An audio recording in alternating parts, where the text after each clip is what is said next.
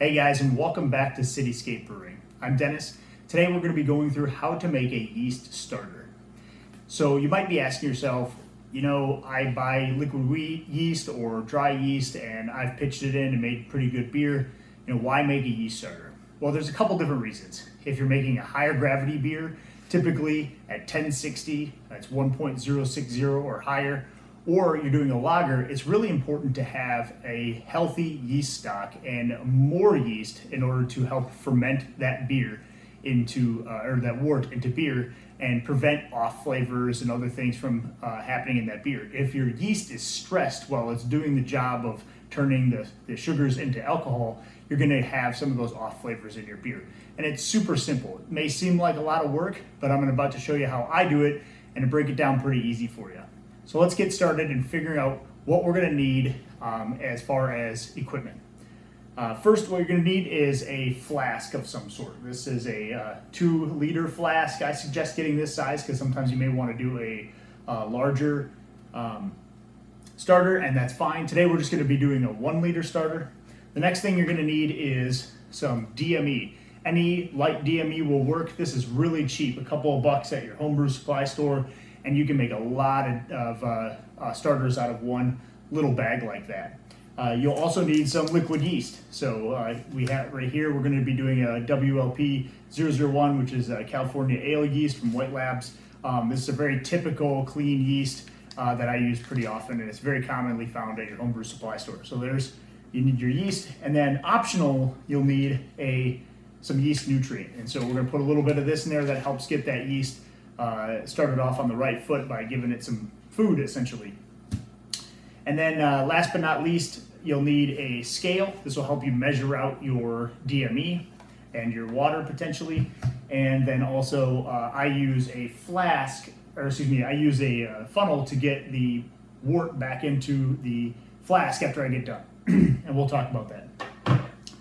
So the way I recommend doing it is actually on a stovetop. Some people boil their yeast starter directly in the flask, and that's fine. You can do that if you have gas. If you have an electric stove, you can burn the bottom of the flask. So I recommend everybody, especially if you haven't done it before, start in a regular saucepan, okay?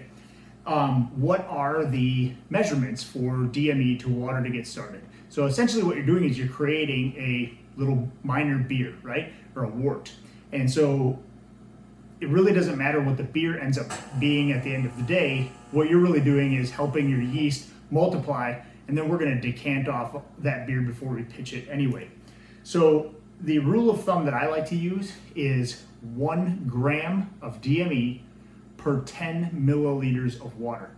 If you're making a 1-liter starter like we're going to be doing today, you'll need a liter of water and 100 grams of DME. So I've already have that kind of packaged out right here. This is the DME, this is 100 grams or so. And then I start with a little bit more. The flask has markings up and down, so I start with a little bit more than a liter. I usually do about 1,100 milliliters or 1 liter plus 100 milliliters in there, just so you can account for some of the boil off that you do, because we will be boiling this on the stove for 10 minutes. So I have my water already kind of rationed out. I'm gonna pour that in here. And then I also have my DME. But before I do that, I'm going to add some yeast nutrient. And again, this is optional. You don't have to do that. Some people also use some of the canned wort. I have one here just to show you. This is the canned wort. This also has yeast nutrient in it. So if you use something like that, which is like a proper starter or a fast pitch, you can definitely just do that. You add a can of that and a can of the water, and that you fill back up in the can, and this skips the whole step of having to do the dry malt extract. So that's up to you. I add a 1/4 teaspoon of the yeast nutrient right into my DME, and then we're going to bring this inside and bring our water up to a boil, add our DME, and we're going to boil it for about 10 minutes. After that's done, we're going to transfer that wort into our flask, and we're going to need to cool that down. So we're going to have an ice bath ready to go inside. We're going to put that flask inside of the ice bath and get that cooled down to about 80 degrees. And we'll do all of that before we pitch our yeast and put that on our stir plate. All right, we have our pot that's sitting on our stove. It's just getting up to boil. And we don't need to boil super rapidly during, and we really don't want to burn the DME as we're pouring it in. So we're going to pour it in slowly while mixing, and we're actually going to turn the temperature down on our stove. So I'm going to do that real quickly. And you want to stir so there's not a lot of clumps in there as well. So make sure that's good and stirred in. All right, after we've got this all stirred in, we want to bring this back up to a boil. And we want to set a timer for about 10 minutes. It's also a good idea to continuously stir this because there will be, as it starts boiling again,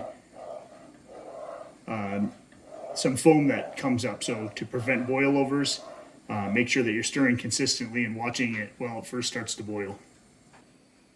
All right, so we've been boiling for about 10 minutes. It's time to turn this off and get it into our flask using the funnel shown here, and then into the ice bath. Take this off the heat, and I like to give it a little bit of a stir real quick. Make sure that it's good and mixed up. Nothing on the bottom, that looks good. And we're gonna go ahead and gently pour this into our flask.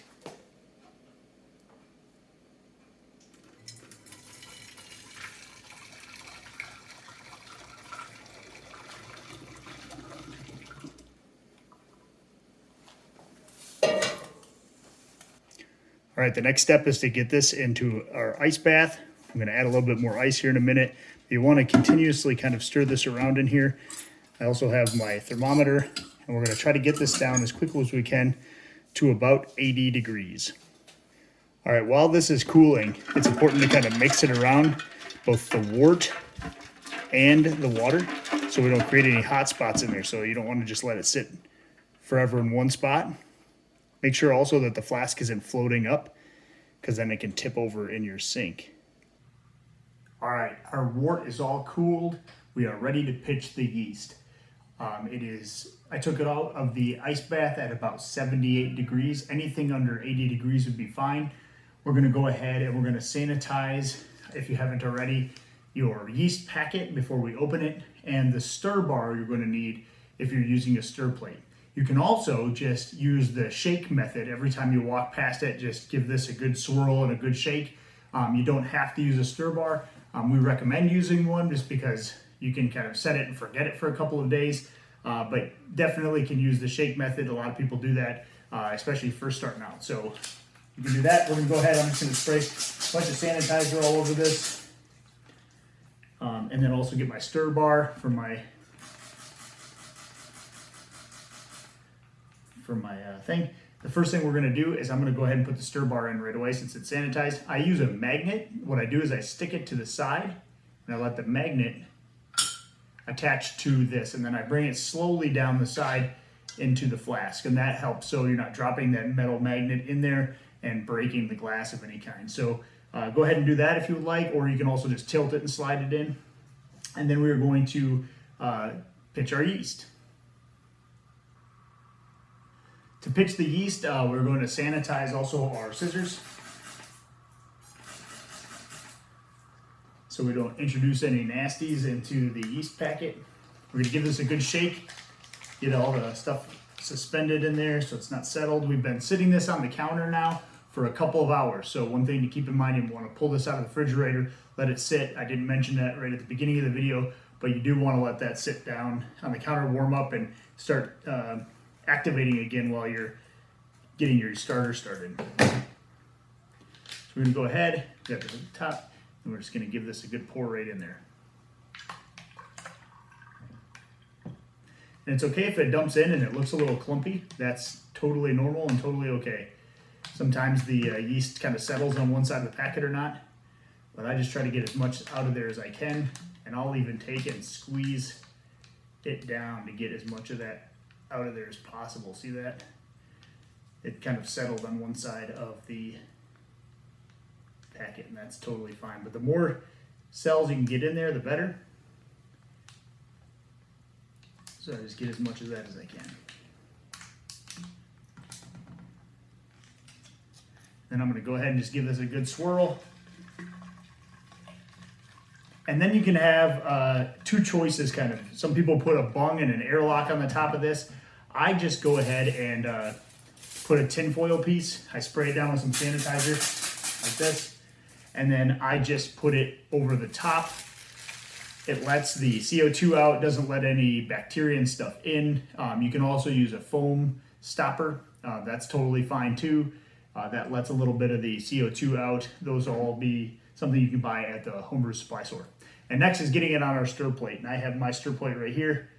And just kind of show you what that looks like. We try to move it around, get the magnet that's in the middle of your stir bar on the magnet that's inside of your stir plate.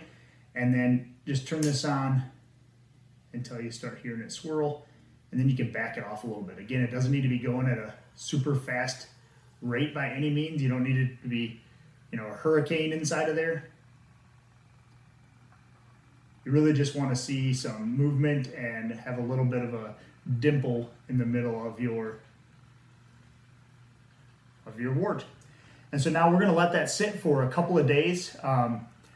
24 hours is probably the minimum I would do this. You can do it less, but I like to also give myself time to cold crash this and decant it, meaning after this gets completely finished, meaning the yeast has done its job and fermented this into alcohol. There may be a foam cap during that time that rises up and then falls again, sometimes more than others. So sometimes you'll have a nice big foam cap on there, and other times you'll have, just about what you see here. And that's just fine. But it should be a lighter color than when you start. So now it's kind of a dark brownish color. It'll get to be more of a lighter or yellow or orange color. And then we will cold crash this by putting it in the refrigerator, getting the yeast to settle all the way down to the bottom. And then we're going to decant off of the old beer that is on the top before we pitch. We just want a little bit. So I'm going to decant off the remaining liquid here. And I'll show you what it looks like when we get all done. As I'm pouring this out, I'm being very careful not to disturb that yeast cake at all at the bottom. And as I pour it out, if I see a lot of the yeast start going towards the mouth, I'm just gonna stop. This beer, you don't want it going in there. It's all oxidized beer, but you want as much yeast as possible to get in there. So I'm gonna leave about this much of the beer in there, and then I'm gonna swirl it around, and I'm gonna get that yeast cake. See how it's still stuck all over the bottom here? I'm gonna get that off the bottom. So at this point you can shake it around. We're going to leave all that in there. We've decanted off as much as we need to. And all right guys, that's going to do it for our video on how to make a yeast starter, a 1 liter starter. I'm also going to put a link in the video description on our previous video where we showed people how to make a yeast starter using commercial beers. And so we did a Bell's Oberon Ale. You can do that for commercial beers that don't filter their yeast. And so that video is really cool. You can play around with commercial beer yeast. They use a specific strain at Bell, so that was a fun video to try out. If you haven't seen that, it's in the video description below. And as always, we'll see you next time. Cheers and happy brewing.